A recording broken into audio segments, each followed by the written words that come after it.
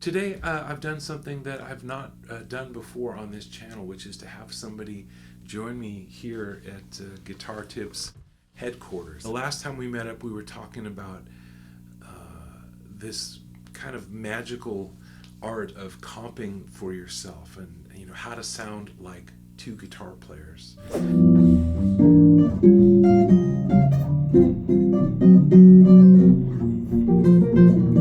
Yeah.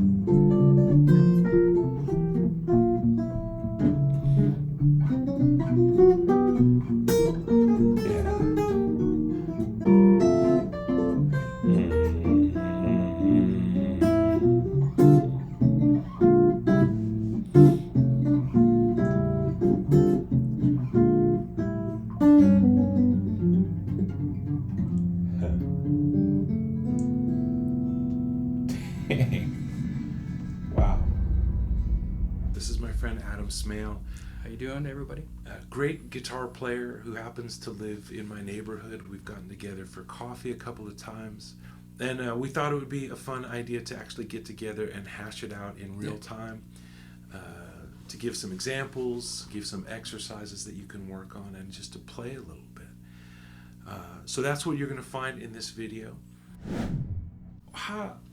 Where does all that come from? What inspires your approach to comping and playing lines together? Thanks for asking. I guess you could take it as far back as listening to Chet Atkins when I was a kid.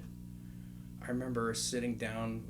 My dad had some Chet Atkins records, and I remember moving the needle over and trying to probably sounding very much like that. And then, of course, later on came Lenny Bro. So I would say, huge inspiration there. And then Bill Evans, too. And so what's an example of something that Lenny Bro might play on Beautiful Love? You have to kind of reduce it to usually thirds and sevenths. Okay. And if you can grab another note on top of that, then that's kind of gravy. But if I just stuck to thirds and sevenths, this could represent this G and a D could represent the E minor 7 flat 5, which is the first chord that we played, right? So then now I'm on the A7 chord, right? Because I know that through studying thirds and sevenths, all I have to do is drop the seventh of this chord now becomes the third of the next chord. And you've still got two fingers free to play melody. Now I'm on D minor 7. Right. D7. Sharp 9, flat 9. Oh, yeah. And there's your F major 7. And then I could play a regular chord voice. And there's nothing saying that you can't. Right. Right.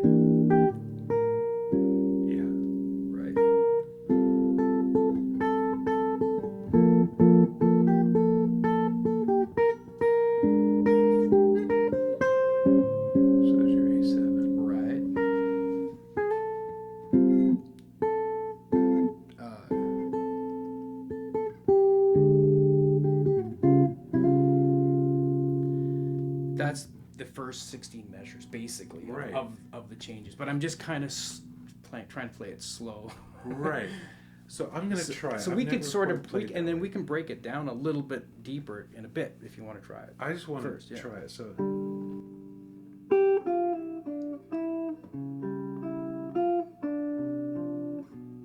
I might come up here.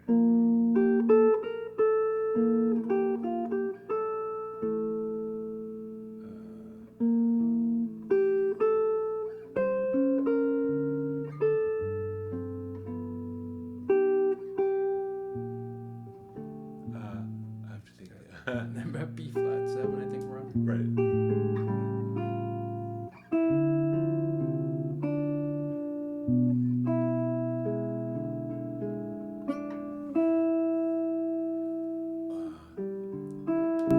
And that's actually a really good practice, just to play a song through really slow like that. Because if you can play it really slow and not lose track of where you are, then you know the song really, really well. Yeah, for sure.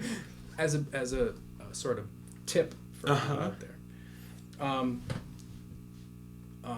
So if you, I know, like, if you're not used to this, I notice that you're tending to use your first finger a lot, Yeah. which is kind of more like probably what most people do for a chord melody. Right. But there's a difference between comping for yourself and a chord melody. I think if you try to comp for yourself in a chord melody style, it can sound heavy and plodding, because you're usually trying to go for big chords, right? Where if you reduce it down to just the third and the seventh, if many of you out there don't know, that can kind of, those two notes give you the essence of the chord. Right. If it's if it has a flat third in it, it's either minor or minor 7 flat 5, and if it has the major 7th in it, then it's either a minor chord with a major 7th or a major 7 chord. So try doing it maybe more with these two fingers. Okay. So I'm gonna try that. So. Yeah. And then if you ever see videos of Lenny, lots of times he's using these two fingers to play the melody. Okay. That's cool. I never noticed that.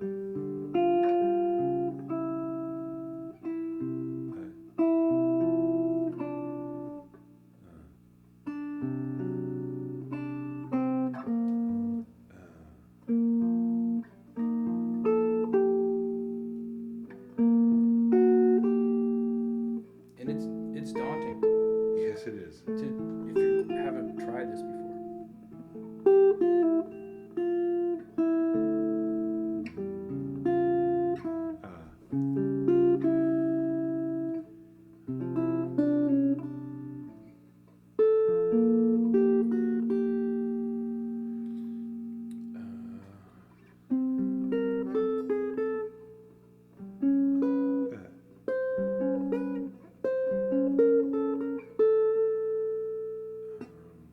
I have to think about this.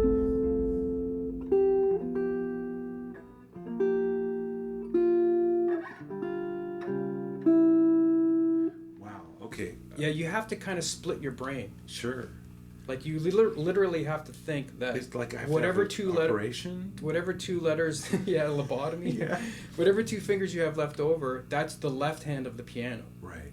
And then whatever fingers are playing, improvising or playing the melody, is the right hand of the piano.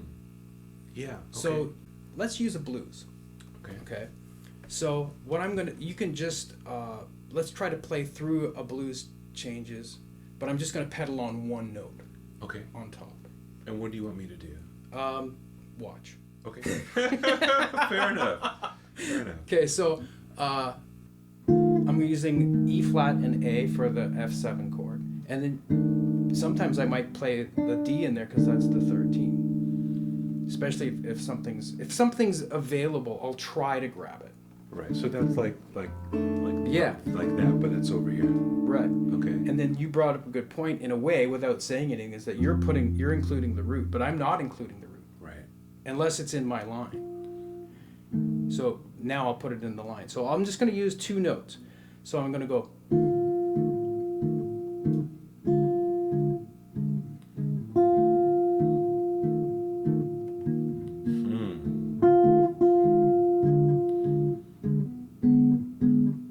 So it's sharp 4 diminished.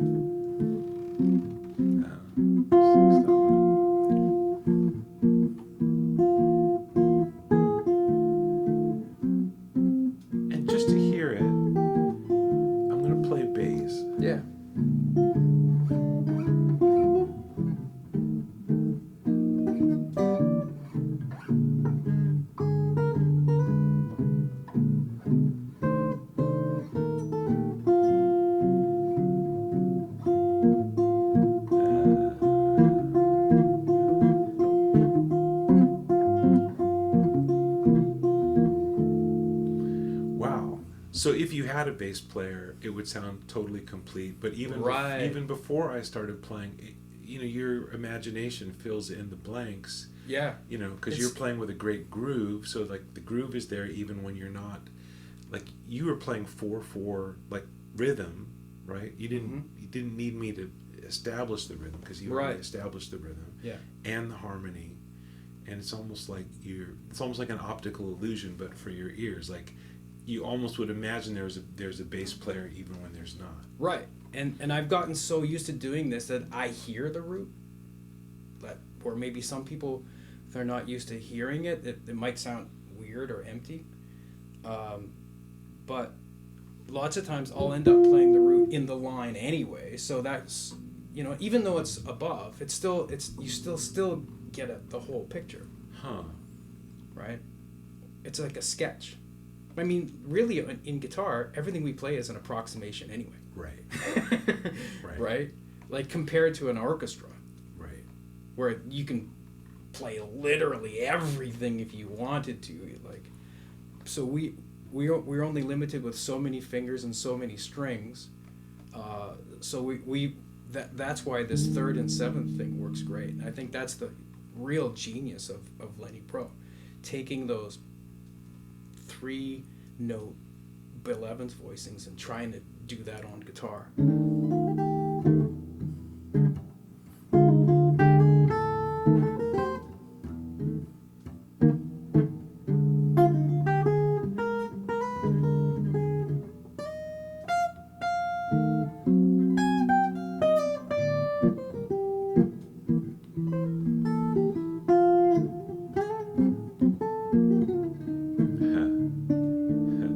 Now, a minute ago you said,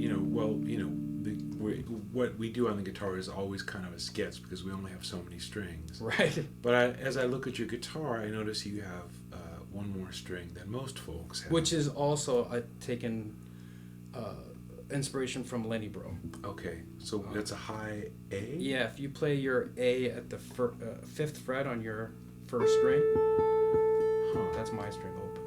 Okay, and what does that give you? One more extra string to play more notes. Okay. Because you feel a little bit limited on a 6-string guitar. At least I do. Yeah. maybe not until someone really gets into this. But then it'll make sense. I'll explain. So if I had only those, I could maybe stretch up to there while I'm trying to hold down a chord, right? Right. Whereas now,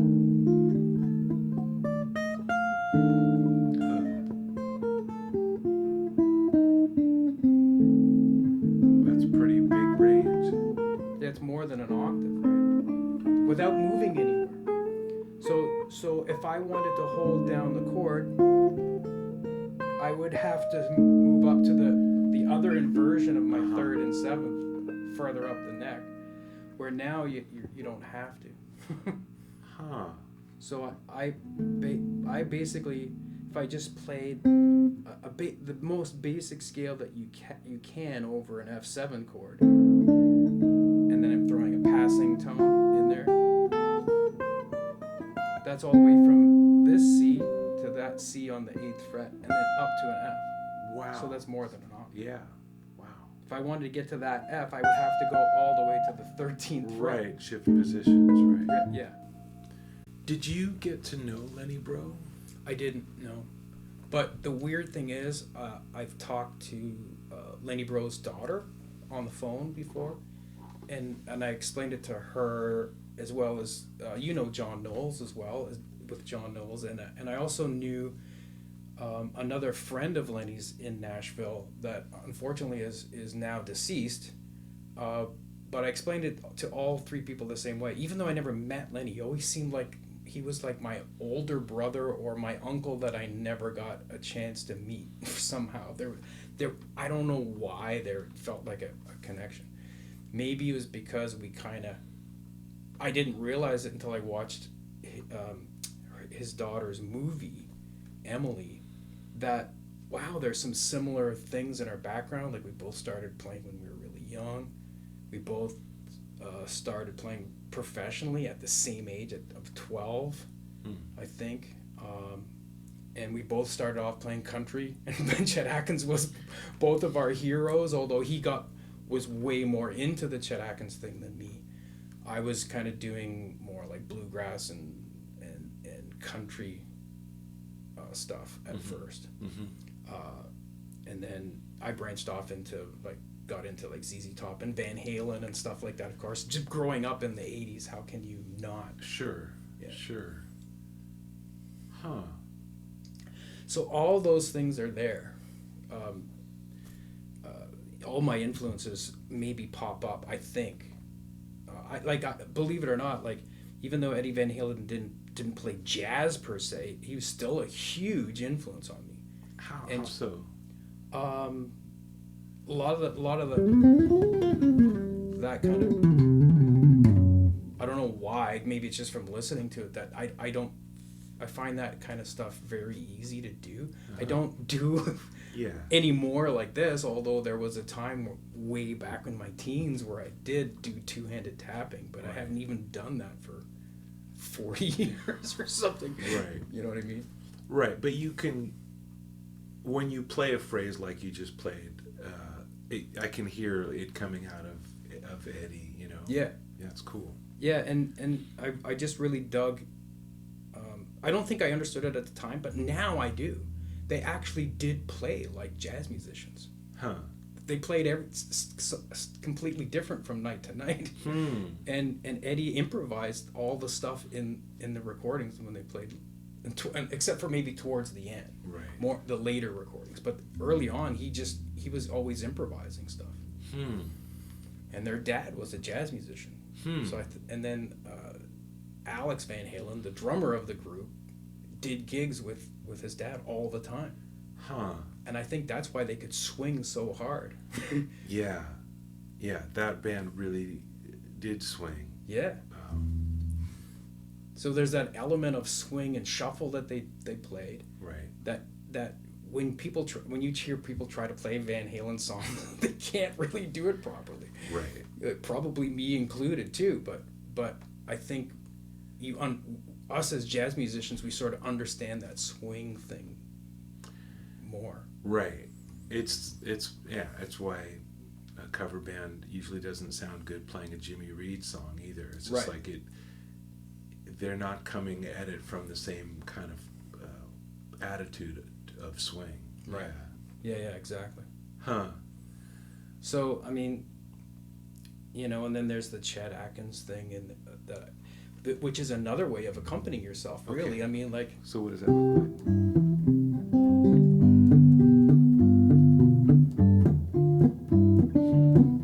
You can think of ragtime. Sure. Or stride. Right. I think of it as stride guitar. Huh. For people, if they don't know that term, stride comes from piano. There's a style of piano called stride piano. So can you just break down a little bit what that is if people don't know? Well, you may have seen old recordings even Art Tatum or who else is known? Willie P. Johnson are known as stride players. Willie the Lion Smith. Yeah. James P. Johnson and Willie the Lion Smith. I get them mixed up. But anyway, it's a very busy left hand that's bouncing back and forth. Right. And it essentially it's kind of doing the same thing that I'm doing here. Right. Right. But on the piano, you'd be chasing around to do that. In the guitar, we have a position where you can do that. Okay. And then cool. so you have this accompaniment that I'm using my thumb. Right. Which is another influence from Chet Atkins and Lenny Breau. They both use some thumb picks too. So that's the left hand, and then I'm playing the melody on top.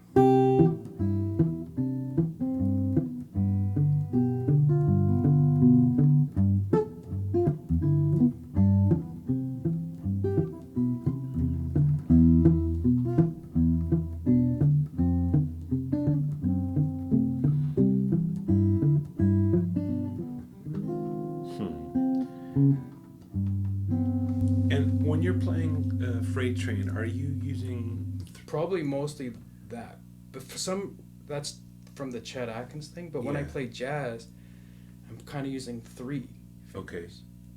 And I don't ask me why. Okay. There was a time when I kind of even used my pinky more, but I do it less now. Huh. Okay. I noticed. And I actually play in this sort of comping for yourself, Lenny Bro thing less than I used to. Huh. Maybe it's the New York influence, but I've just gotten into playing more lines. Right. I guess. And there's often more comping instruments around, so for some reason I just end up doing it less. Okay. It's not like I lost interest in it or anything like that, but Right, but there is kind of a New York thing about just playing lines, like even I think about like, Sonny Rollins at the Vanguard recording with just a rhythm section Right. and no comping instrument. So there is something kind of like New York tough about just playing lines and not worrying about harmony. But and it better burn too. And it better burn. But that kind of leads me to wonder, like, why would you want, like, why would you want to accompany yourself and even though you're doing less of it now, what would be the... Well, my favorite thing is doing a trio. Okay. So all you have is drums, bass, and me. Okay. So now, just because I can converse myself doesn't mean I'm going to do it to the same extent or ferociousness or whatever every song. Sometimes I might do a whole chorus of not comping for myself at all or something, But I guess when there's no other person comping for you, it's nice not only for me. It helps you kind of keep track of where you are too, because it forces you to keep track of the chord changes because you have to know what you're doing. Yeah. Right. But it also helps the other musicians also hear stuff. Even drummers can pick up on chord changes. That doesn't mean that they know exactly what chord you're on right now, but when they hear a change, and see, when I comp, I do a lot of upbeats. Okay. Right? Why is that? That gives it more forward motion. And drummers like that. Uh-huh. Drummers like to come in on offbeats because that helps it swing better. Okay. So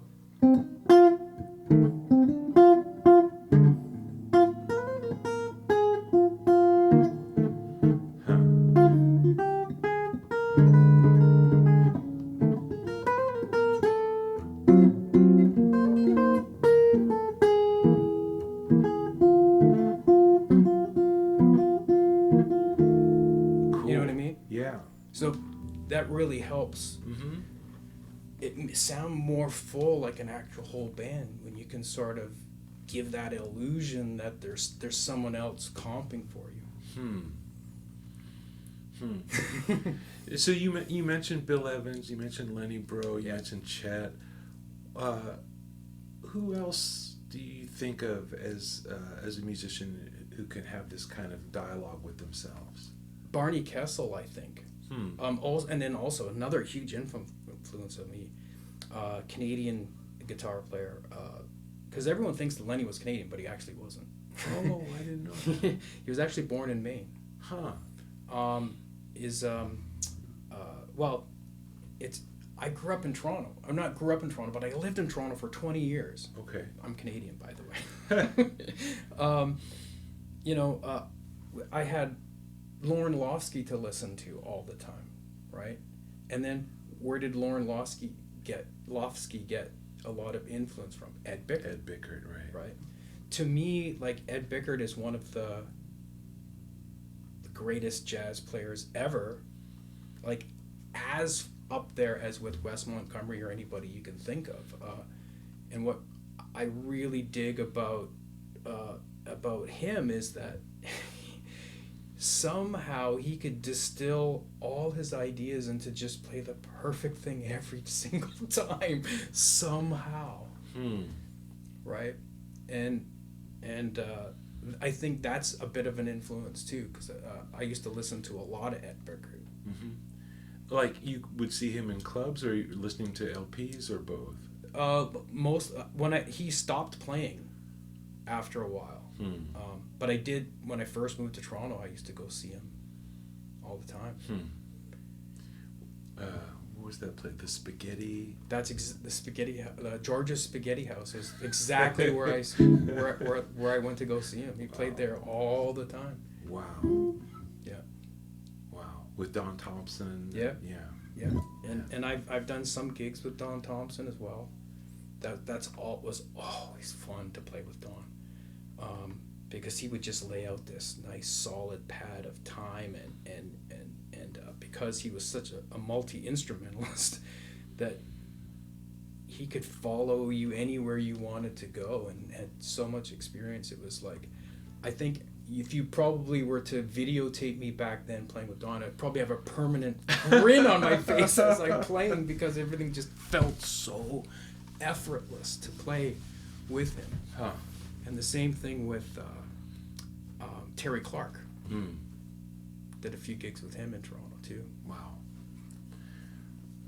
If folks don't know, these are just, super world-class musicians who actually I became aware of at first through the live Jim Hall record.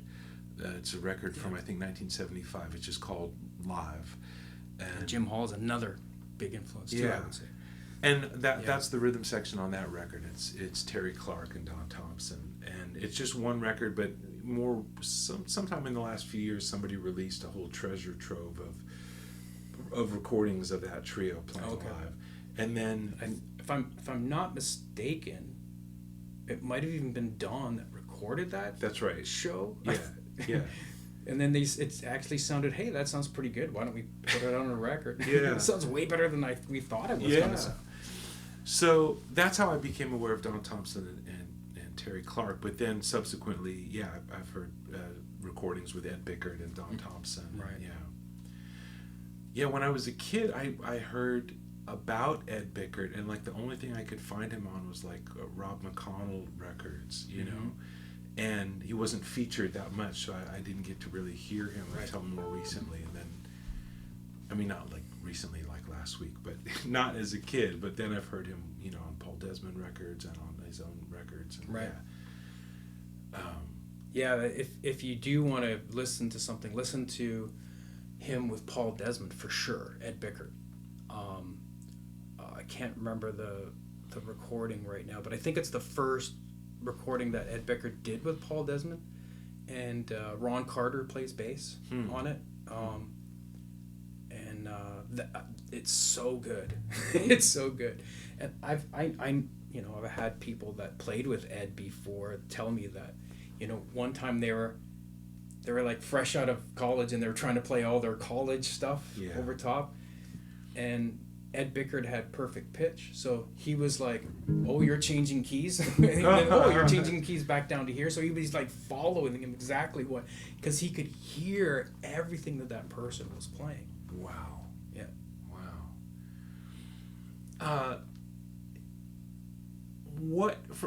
So for somebody who is just starting.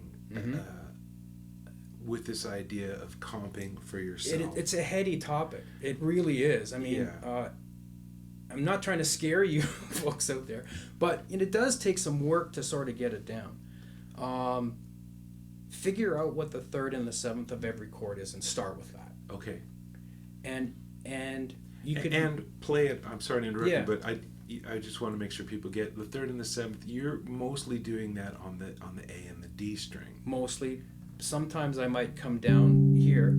Okay. But you have to realize that if you start playing down too low, you get sort of what I call elephant fart territory, where like you're stepping down into the bass territory so much that it sounds like you're trying to compete with the bass player. Right. So I sort of have a cutoff point in my head that if I'm using the sixth and the fifth string, I try not to go past the seventh fret. Okay. That's fair. Yeah. But here I can, even though because the timbre of these strings are a little bit different too. Sure. Yeah. Right. So if I played, it's just going to sound a little bit more muddier down here. Yeah, I hear that. It's a little bit clearer there. If we go back to the blues, I'm going to play the third and seventh for the first chord, F7, and you could just play on beat one of every measure, that might be a good place to start, because you're gonna, if anyone ever saw the old goofy Walt Disney cartoons where he's playing guitar and his fingers get all tied in knots, it's gonna feel like that's gonna happen. Right? So because you have to learn how to coordinate stuff, so you could either just play one note or just a simple line. If you wanted to stick to a pentatonic idea, even that's cool. And it's not that you have to use these two fingers. It all depends. It's gotten to be like an instinctive thing where I don't think about it anymore. Sure. It could be these two fingers, but it all depends where I'm going. Yeah. And you kind of, you just learn to switch without really thinking about it. Sometimes it might be these two fingers that play if I'm trying to play a line over here. Right. But I'll start here for now.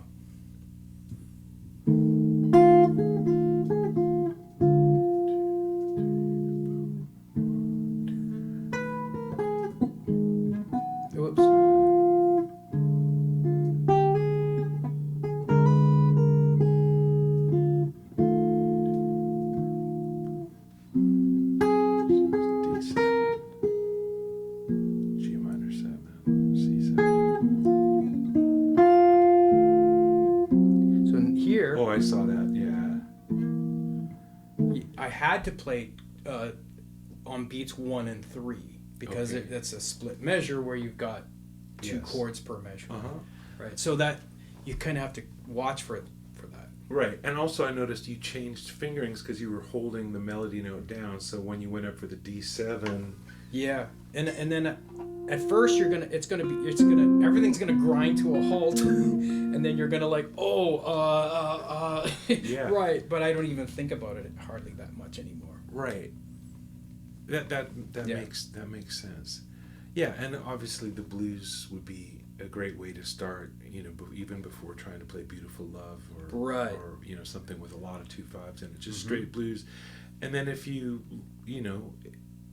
could still stay in the blues but do some more changes. You could do more bebop changes or whatever. Yeah. And still stay in the blues. Yep. And then maybe the next step would be to worry more about the line and punctuate it with a chord. What does that mean?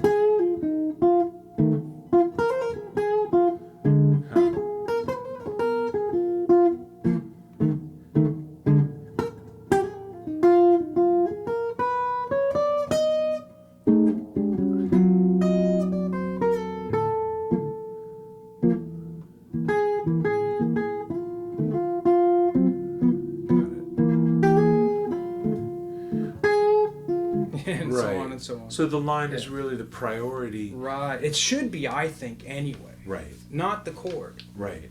Because a good accompanist should be listening and look for holes and not step on the soloist's toes. Anyway. Right. So you really do got to split your brain into kind of two people in a way.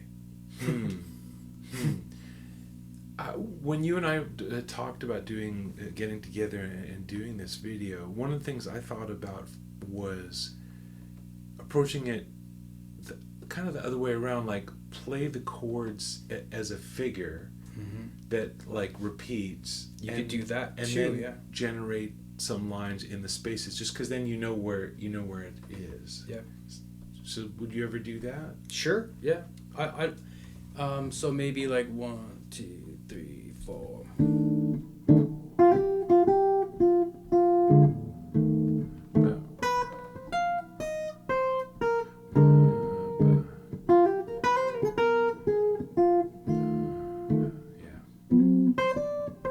But sometimes I just want to get that chord in there because there is a chord change. Right. Even though I think I was basically playing a 2-bar pattern. Right. So I knew there was a chord change coming up. So I want people to know that there's a chord change there. So that's why I played the 3rd and the 7th for the D7. Right. Even though it broke the 2-bar pattern. Right. It helped the music move forward, which is the whole thing. And you don't always have to play a G minor 7 on the 2 chord either, because you can go.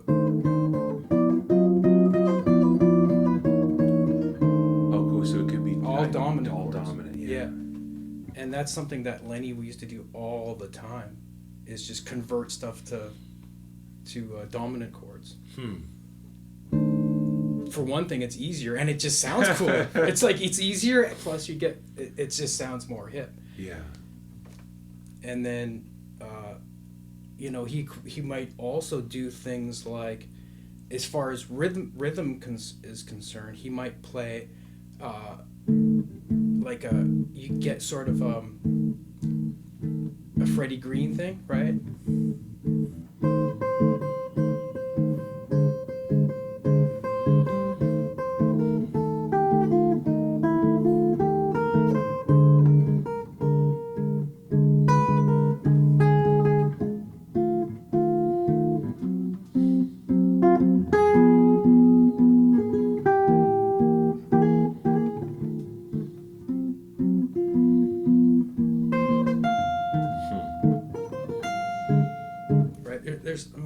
It's just kind of like you can practice a lot of different ways and put it into your playing, but and it's all good, but I just kind of don't really think about it too much.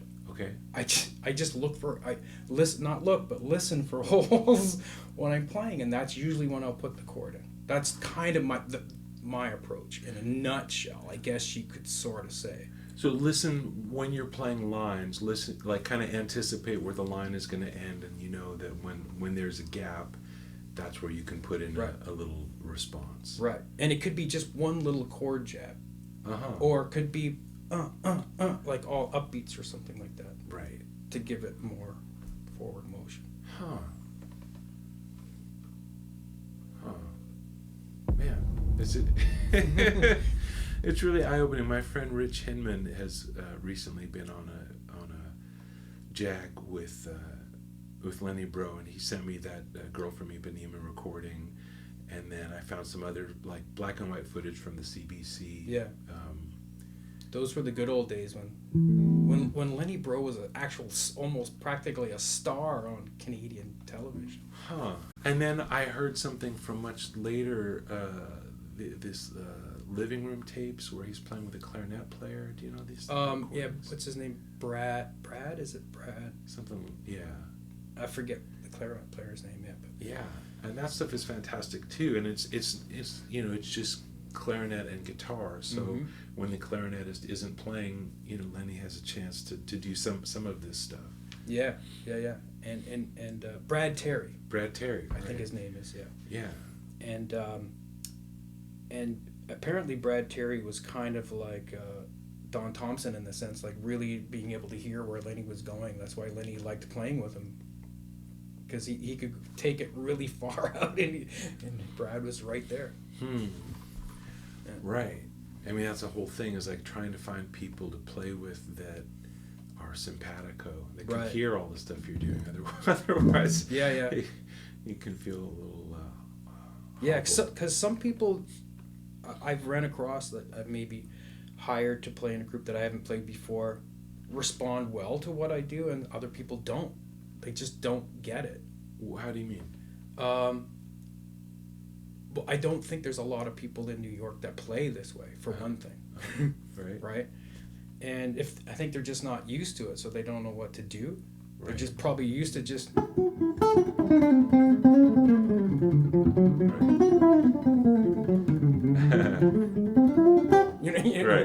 a lot of notes, right? Not that, and there's anything wrong with that. Sometimes I like doing that. But if you're not used to playing with somebody like that, because I always like to choose people that really listen well, and we're all having a conversation when we're playing. Those are my favorite people to play with. So I guess you could say it takes the right musicians that get it to play with, because they're not trying to fill up all the space either. Right. Yeah. Right. It's like you're trying to tell a joke, and sometimes people keep like stepping on the punchline or whatever. Right. It's like Well, you know what the most important thing about comedy is, right? Timing. Right. But I mean, it's unfortunate that that can happen in music, because that's the most important thing in music is timing, and comedy is timing. And I mean, I grew up, before I started playing the guitar, actually, I was just into comedy. When I was 10, my family moved to a new town, in this little town in Ventura County, California. It's called Thousand Oaks. And there was a 24-hour comedy radio station. Wow. And was that the early days of FM or something? This would have been, yeah, I guess so. This would have been around 76. And, you know, these days, everything is 24 hours. You just pick up your phone and everything is 24 hours. But back then, the idea that this radio station would broadcast around the clock was kind of like bold, you know. So they would, during the day, maybe people were happier back then. They could tune into comedy whenever they wanted. During the day, they would play just bits of anything that was clean, because it had to be on the radio. So they'd play George Carlin, they'd play Bob Newhart, they'd play Bill Cosby, they'd play Shelley Berman, all kinds of, you know, stand-up stuff that was clean. And then at night, they would play old radio shows. They'd play the Jack Benny Show, or they'd play the Great Gildersleeve, or our Miss Brooks. People probably don't have any idea what I'm talking about. But I still think that, for me, the fact that I was into comedy before I ever picked up the guitar, that there is a through line there, because it is about timing and it is about storytelling. Right. And some of it is short form, some of it is just like set up, punchline. Others are like longer bits where it you know, you don't really know where it's going, but you follow along with whatever the story is. And then, you know, there's kind of beats where there's some small laughs and hopefully a payoff at the end. I think I learned a lot about music from listening to just, you know, all the comedy that I could get. Right. You know? That's cool. That's interesting. And I guess you could also say, like, pose the same question Frank Zappa did, right? Does humor belong in music? Yeah, there. In the Mick Goodrick book, in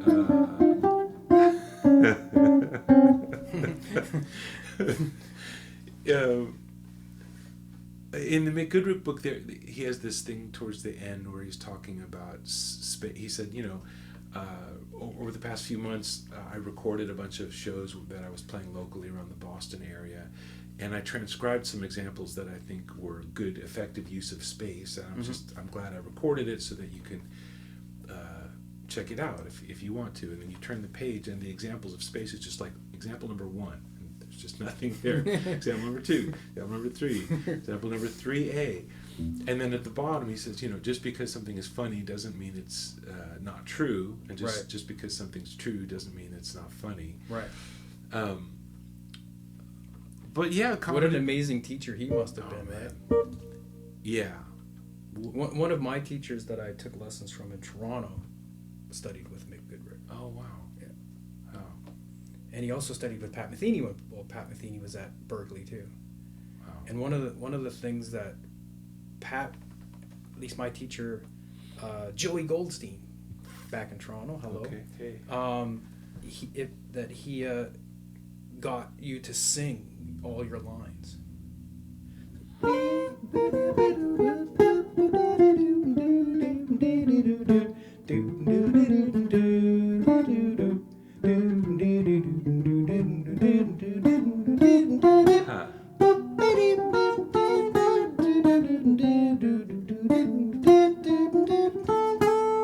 You know what I mean? And why would you do that? You can't get any more you than what you would sing. Mm. It's so personal, and it helps your phrasing sound so much more natural. So why do you think not every teacher teaches that way? I don't know, because I try to do that any of my students, get them to sing. You also want to try and hear something, and to me that is the ultimate of what technique means, is to get out what you're hearing in your head to your fingers, the clearest path, without any resistance. To me that is technique. Right. Technique isn't how fast you can play, or necessarily how perfectly executed something is, although that can be part of it. But if everything's clear up here and everything's clear on the way to the fingers, then it's going to come out exactly the way it's supposed to. Do you know what I mean? Yeah. Yeah. That, to me, that's all what technique really boils down to. Is learning how to get out of the way and hear what to play and be able to play it. I mean, that's a lifelong mission that all of us musicians are sort of trying to do, I think. Yeah. I don't know about you. I find some of my students almost need deprogramming, if they've gone through like a jazz music program, because there's so much emphasis on you need to learn all the scales and all the inversions and all, like, a lot of information, a lot of data, but without that missing piece of connecting it to what, it's all about what can you hear, right? And then how directly can you get from what you can hear to what's on your instrument. And that's totally different from learning all your scales and inversions and stuff. Those are tools that you can use in music, but really music is just way more simpler than that. It doesn't have to be complicated. Yeah. And I think if you, just like anything else, because learning jazz, you could say it's like learning a language. Right? Yeah. You're not gonna listen to a couple of Italian tapes or something, CDs, and then expect to speak fluent French in a week. Like, you've got to practice saying it and using it in context and stuff, right? Right. So I always say, try to learn the rhythms from your favorite jazz masters, and then put your own notes to it, even if it sounds like crap at first. It doesn't, right? Just by trial and error. So if you hear ba-doodle-beep-beep, right? It doesn't. All I did was just try to play notes to the rhythm. I wasn't even like thinking necessarily notes. Right. You can refine that later and get more picky about which notes that you're either targeting or putting in there. And I was probably similar to you. I got put through the mill of college education where you're learning all your modes and all this stuff, and I think it's a way of giving you a whole bunch of information to make it feel like we're giving you a bunch of stuff and we can test you on it. Right. But it really has very little to do with the real world stuff. I remember like jazz masters coming in and they're like, I don't think scales, or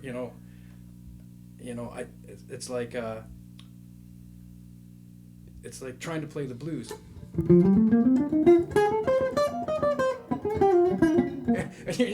In scales, like, my head would hurt after a while, but that's how they teach you. Right. But now that we're older, at least the way I look at it is like, well, that's just a palette of colors that you could choose from. Right? The scale is a palette. Yeah, the scale is a palette. But I still don't really even think in scales so much, unless I'm going to do a scale or a run. Because then I know what notes are going to produce this flavor. Right. Well, if you do something like the kind of Eddie-ish legato thing that you played earlier, if you're doing 3 notes per string across 4 strings, you can't just make that up on the spot. You have to. Unless you're Eddie Van Halen or something. Because he would make it that work in any key. Right. You would just do the same pattern. Right. Wow. You know what I mean? Right. I forgot to resolve it. But for the most part, for you or me, we would be maybe inclined to do something that was related to the chord or.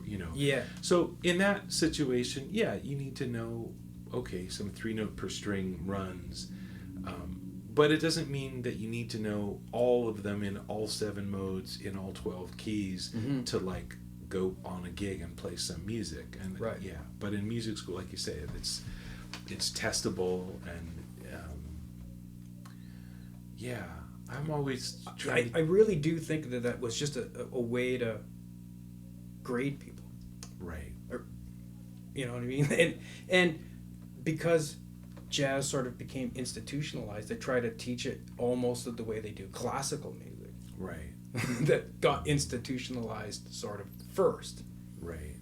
You know what I mean? Right. And if we're going to grant these degrees, then we better fall back on this very similar pedagogy that came before. Right. Right. Because otherwise, yeah, how do you give somebody a grade? How do you give somebody a degree without that stuff? Because otherwise music is just so subjective. Yeah. You know? Do you want to just play a real simple blues and I'll just try singing a line? Sure.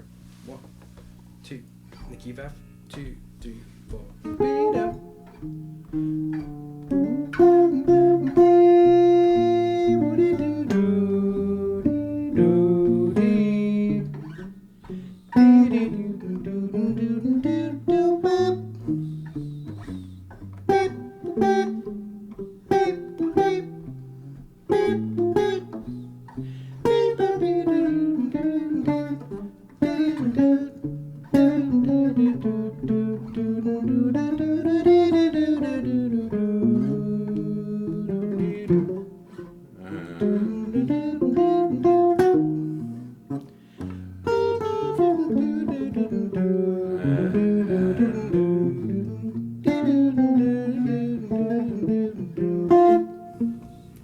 Like, to me, that's really all you got to do ever. It's just that to play lines, and now I was trying to kind of make sure I play certain notes to hit the changes, but yeah. I could literally almost play anything if it's strong rhythmically. Okay, so do that. So don't worry about making the changes. Yeah, 1, 2, 1, 2, 3.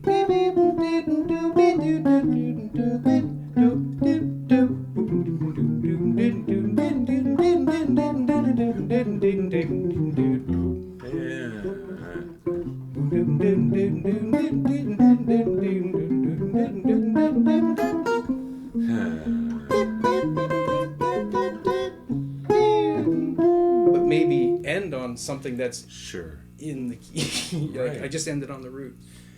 So what's driving that? Just rhythm. I mean, you could play a chromatic scale.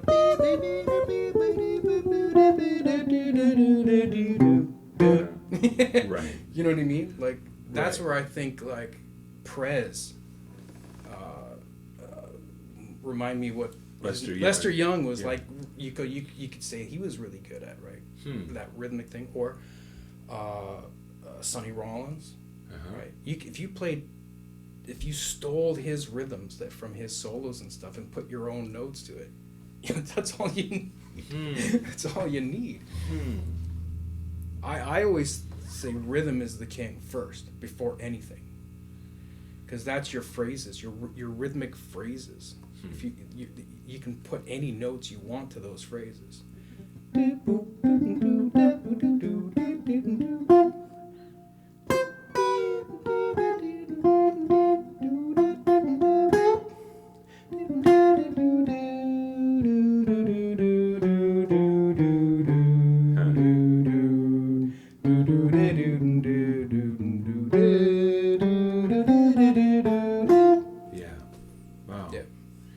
And then coming back to what we were talking about before, where if you were comping for yourself, that's now you've got kind of a whole other dimension, because you can play with rhythm in your melody, in your line, and you can also play with rhythm in your left hand in the comping. Yeah.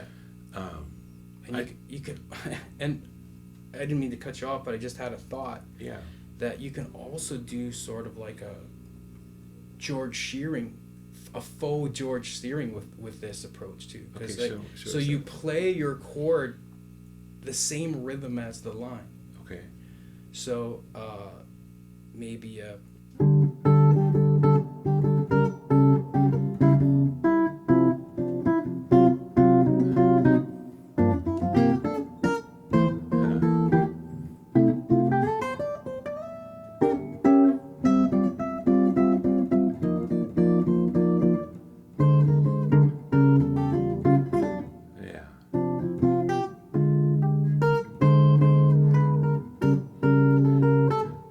instead of the call and response, it's concerted. Right. The So it's phrasing is almost like the concerted. George Shearing or even Bill Evans block chords. Yeah. It's kind of like a way to approximate like that without really coming up with a whole bunch of really all the passing chords right. and stuff. Yeah, Right, exactly. Right. Interesting. I do that a lot. I totally stole that from Lenny too. Huh. Okay. Can you play? So we're back to Beautiful Love. Can you do it at a slower tempo? Sure. Please. It doesn't sound as cool when you slow it down, but I'll do that. So Okay. 1, 2, 1, 2, 3.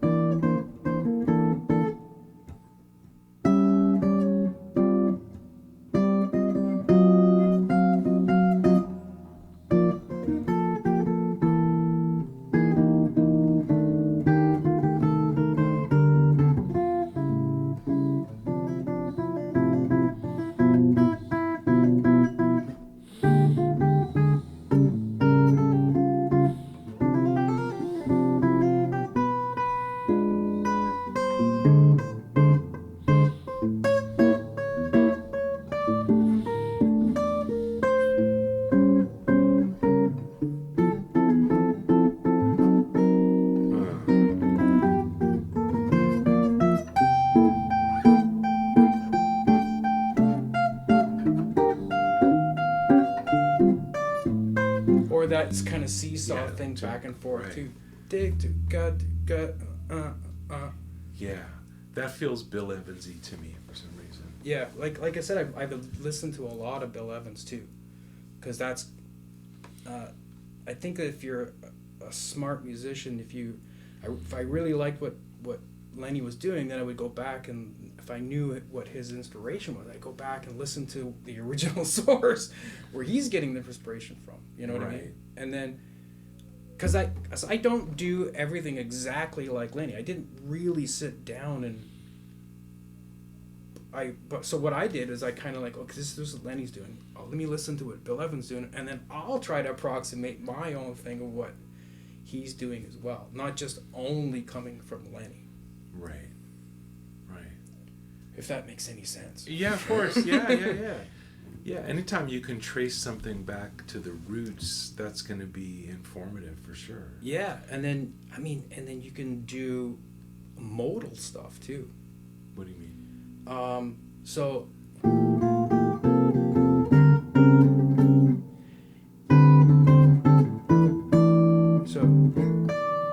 like maybe if I started down here as my E minor 7 flat 5, I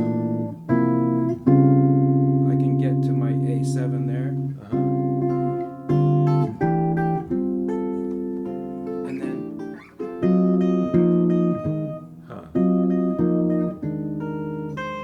so all that's D7.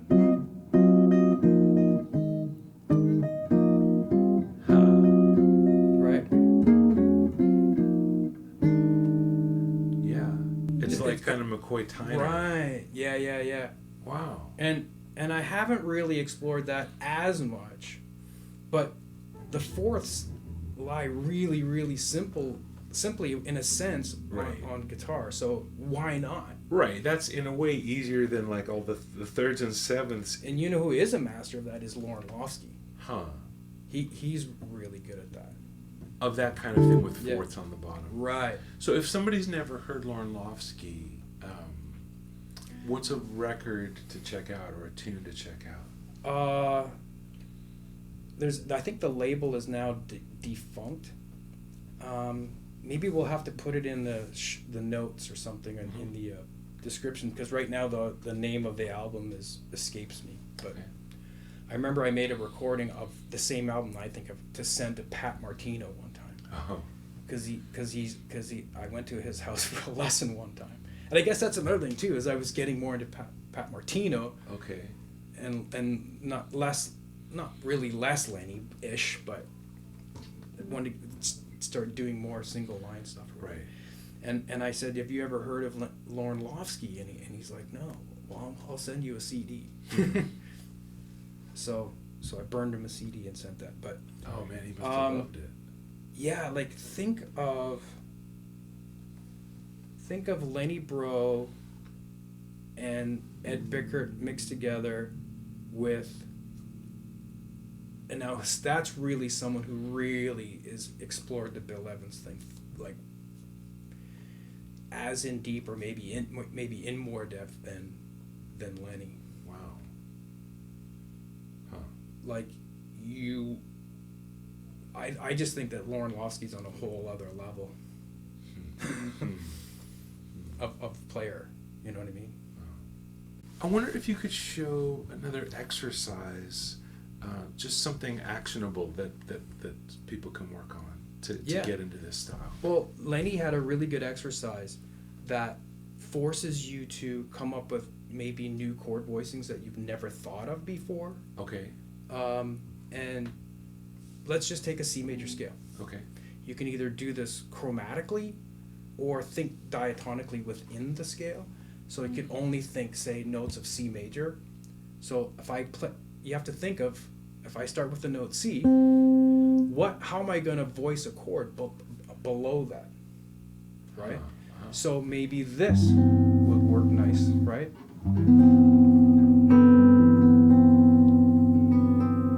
And let's do a 1-6-2-5 chord progression. Okay. We'll keep all the chords diatonic if we can. Okay, and unless you C on top, or we're gonna we're gonna change. We're gonna just go up the scale. I see. Every time you change the chord, you have to change the note on top to a new. Got it.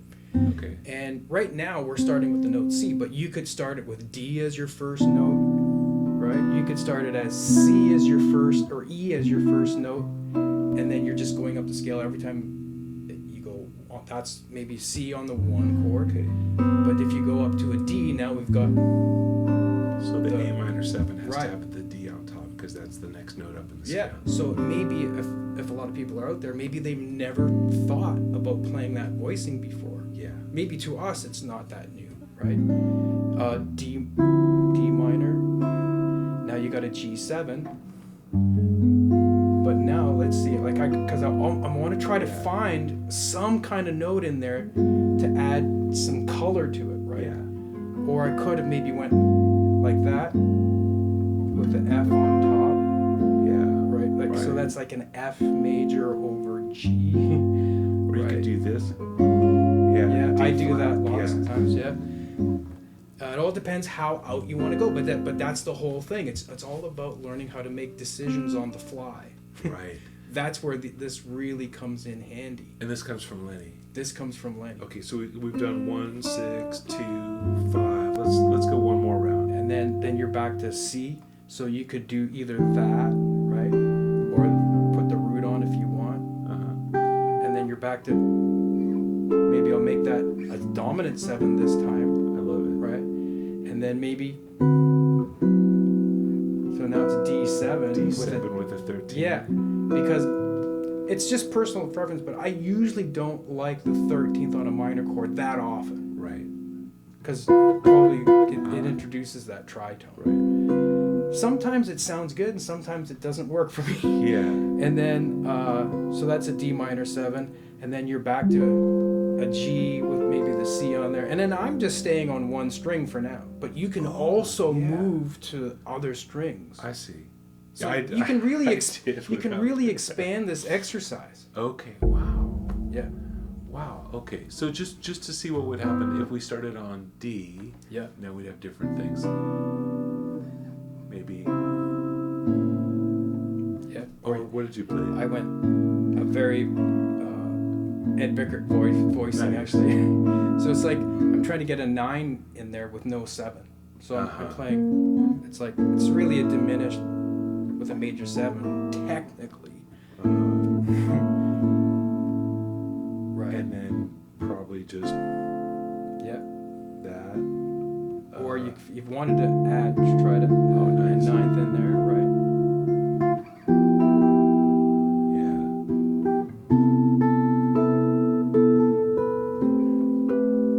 Yeah. And like I said, you can put parameters on the exercise and say I can only go up to X amount of fret, and then I have to put the melody note on the next string or something. Right. And don't forget to do it in reverse, because you'll get a different outcome when you go in reverse. Oh, right. Okay. So I'm going to just start on A and see what happens. Yeah.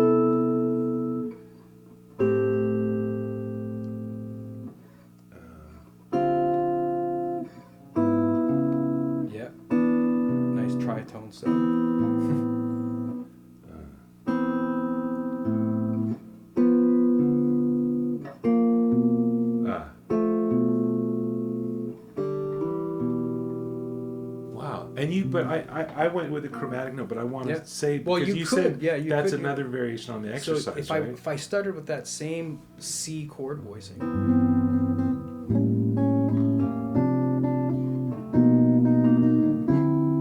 or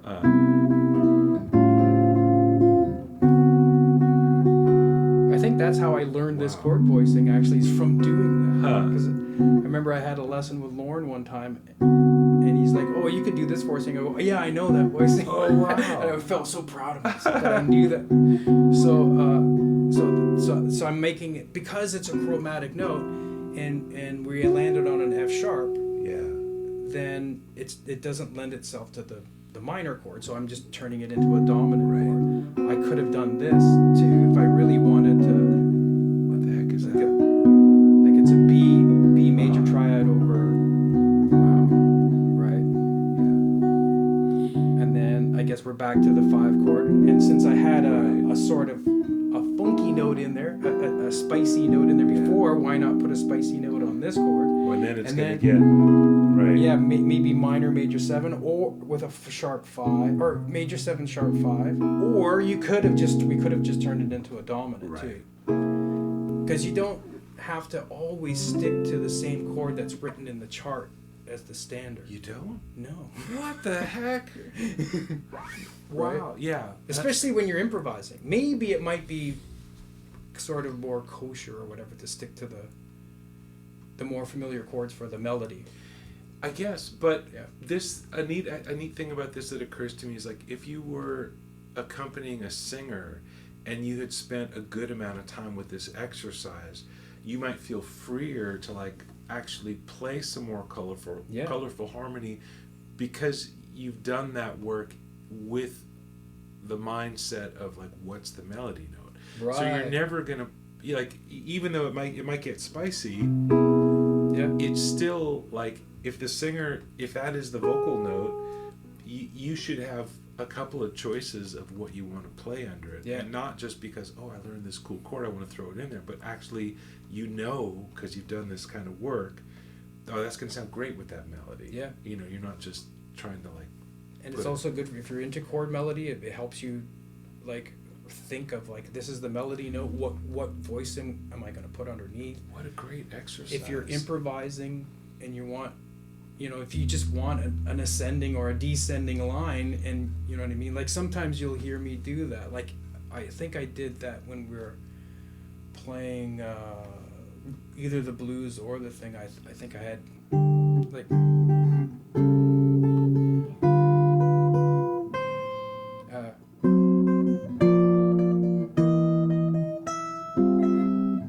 I just had this line going up, and I'm trying to harmonize different chords underneath.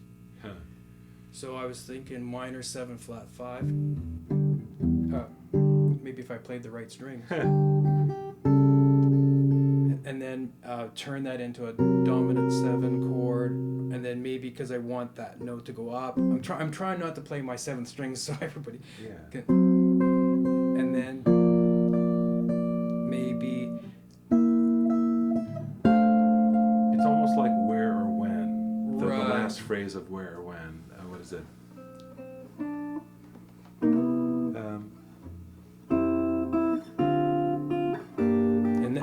And that was just a happy accident. Yeah. It's not like I had it planned. I'm just trying to make a line go. Like, you can also do it descending. Like, I use this voicing for a minor 7 flat 5 a lot. So it's E minor 7 flat 5? Yeah, because it's got the 11th as the lowest note. But it works. Yeah. It's not going to fight the bass. That's like cool. In an orchestra, you could voice that no problem, right? Because I'll do the same thing with just straight up minor. Like, if I did that for an E minor chord, I've got the A in there. Wow, instead of always thinking about the 11th as a higher voiced note. It's in the middle. You can get away with the 11th down there. Wow, right? So I'm just thinking all minor there. Right. So you got a lot of different, even if you were just on one chord for a long time.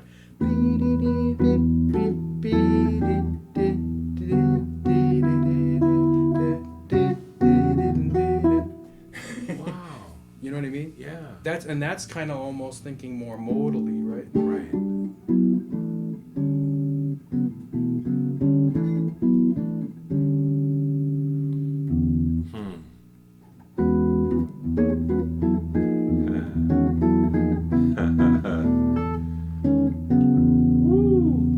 Right. Wow. Yeah.